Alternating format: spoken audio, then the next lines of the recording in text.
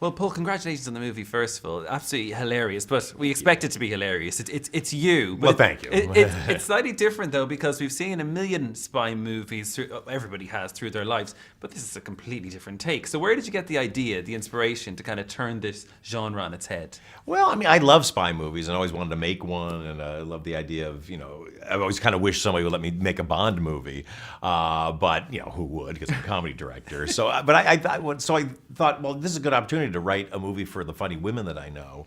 And then, I didn't want to make it a spoof or a parody, but I wanted to make it really funny. So it was important to me to just kind of write a real spy story, give it danger, give it action, give it all that, but then figure out how do we make it funny out of the situations and the characters within it. Okay, and it was genius to throw in Jason Statham, because we all obviously associate him with a serious action man, and his character is so clumsy, it works very well. Did you have to coax him a little bit to get him to do the comedy, or did he adapt to it straight away? He fell right into it. I mean, I think, when I wrote the part specifically for him, and then kind of told him and got him on board, which I was, I was worried he wouldn't want to do it. Then he came on board, then he got a little nervous right before we started shooting, just because he hadn't done something like this before, really. And he just went for it, and it was great.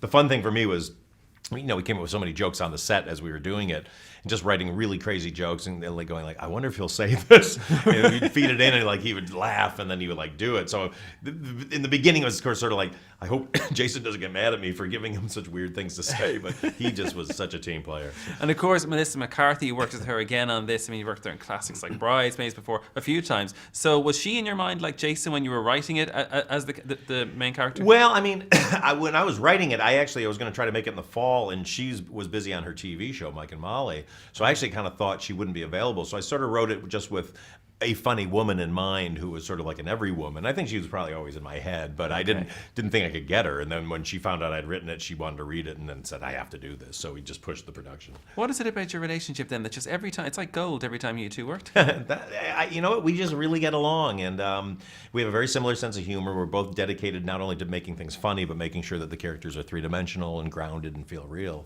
Okay, and of course you've cast her in Ghostbusters now as well. You've picked the four females. I wanted to ask, first of all, what can we expect? But also, how on earth did you get it down to four people? That must have been a task. That was really hard. I mean, it took me months and months of doing combinations in my head. I mean, if you've seen some of the combinations, I can't tell because I don't want to make you feel bad. But it's like some of them were just like, wait, is this crazy? But I don't know, maybe. And then when I just really just narrowed it down, what these four are the funniest, and not only just the funniest, but they would be the funniest together because they're so different. They're all four so different. And of course, every film you bring out is bigger than the next. So is there more pressure with every movie when you're getting bigger and bigger? Is there more pressure? And then you take on something like Ghostbusters. I mean, you're a brave man because it's an institution. So yeah, exactly. I mean, I just personally want to keep making bigger movies, but it doesn't mean what I don't want to do is get in a situation where suddenly our budgets are getting so big, because then that's just such it's too much pressure to do comedy under. But Ghostbusters is a very special thing, so we'll see. And going back to this movie, who is the worst, I want to know, of all the actors in terms of laughing